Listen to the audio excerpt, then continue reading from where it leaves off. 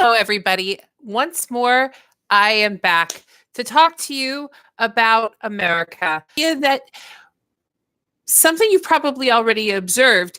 Americans do not generally agree about some very basic things about what it means to be an American.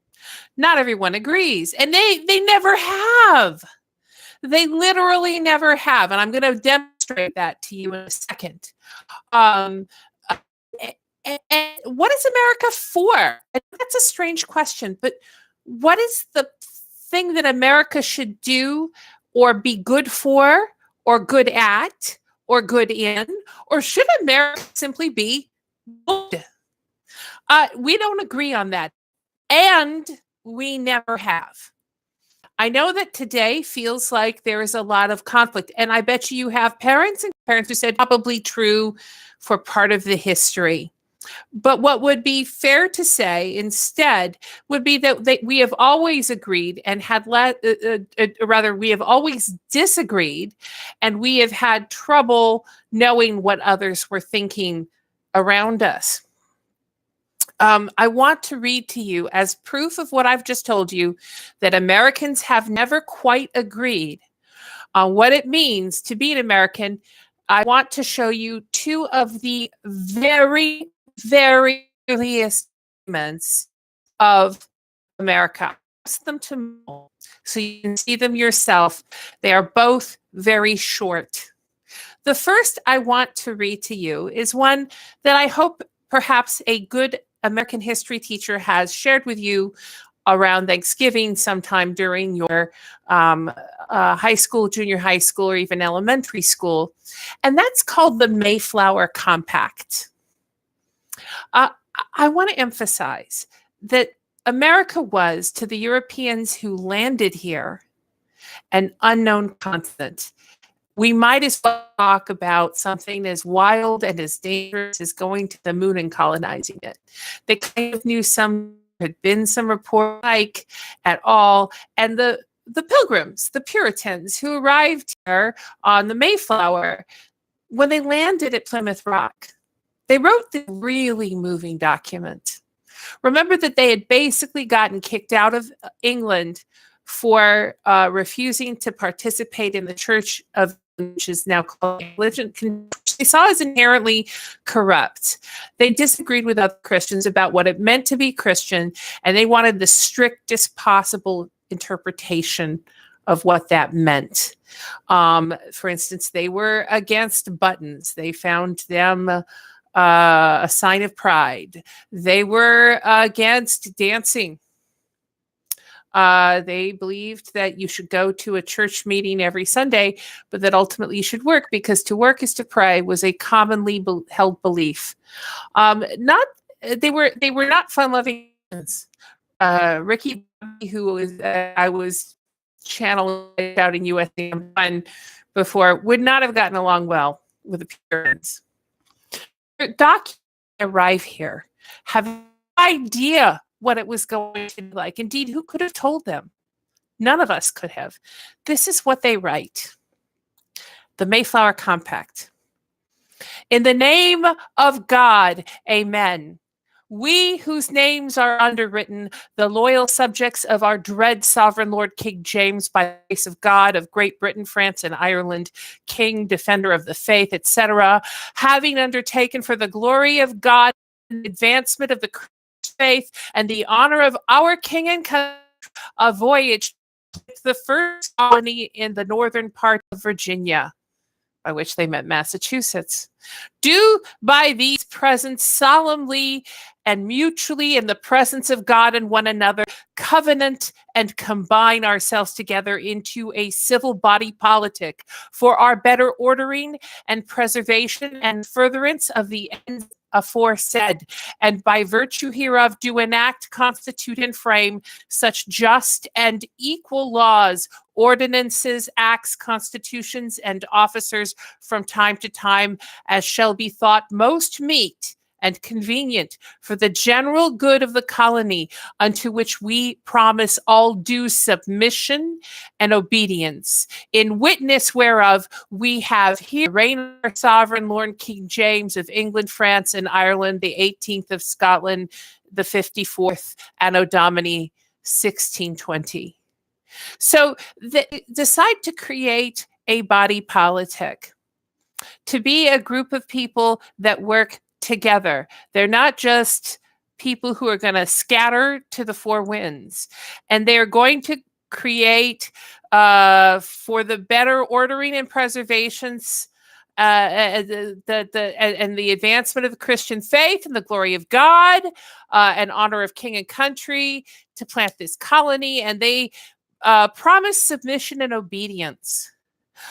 Today, political conservatives really do love this document, and I think it is very moving because it talks about the extraordinary leap of faith these people were taking, that they would commit themselves to a place they knew nothing about, come what may, and to each other to preserve each other. I think that that's a very beautiful idea, and the idea is common for the good of all. I'm going to commonweal for you and talk to you a little bit about that. I think it will color the way that you see things in our reading. I'll probably do a PowerPoint for you. But all right, that's a beautiful document. Thoroughly moving. Very nice.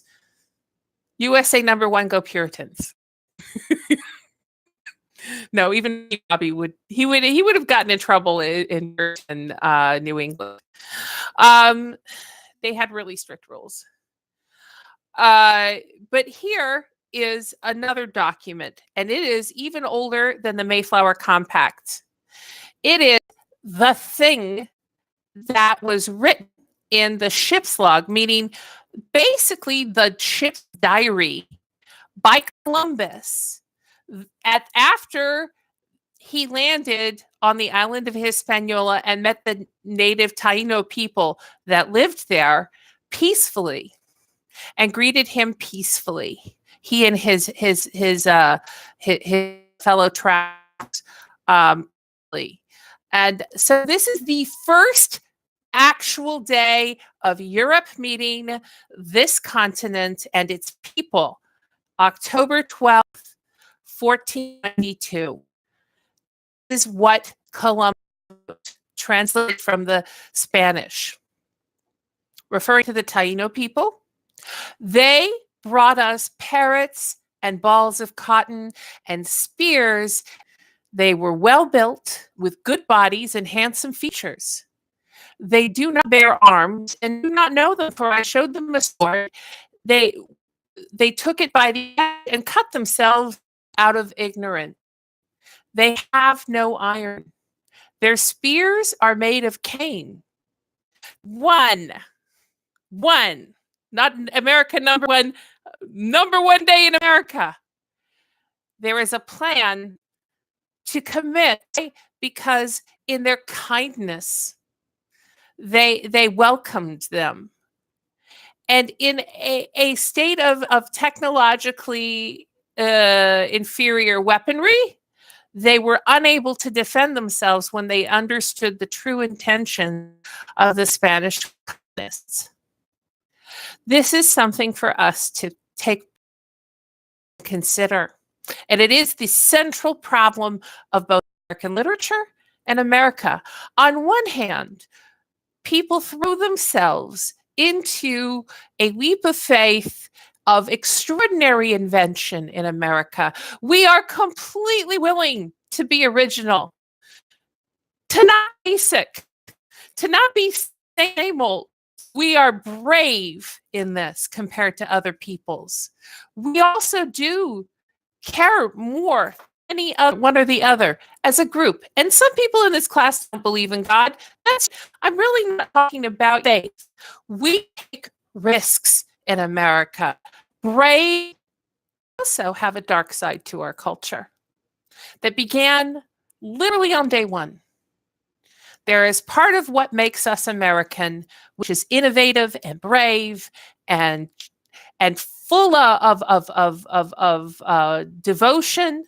And then there is another part that makes the country capable of cruelty beyond human imagining. It is a great sadness that we share both of these things simultaneously and contradictorily. We are a country that has more serial killers and mass shooters by far than anybody else. And we are also the people who invent things, who try things. And we have extraordinarily generous hearts when we choose to, more generous than others, perhaps. But we are both things. Being, I don't know, both of these realities simultaneously. And it surprises and I find it terribly disturbing. Both of these things, the origin story of the United States of America. I hope that you will not feel discouraged by this. I really do believe that examining this clearly helps us to become the kind of America we want to be. And I leave that to us collectively to decide. That's the American thing. We're all together and together.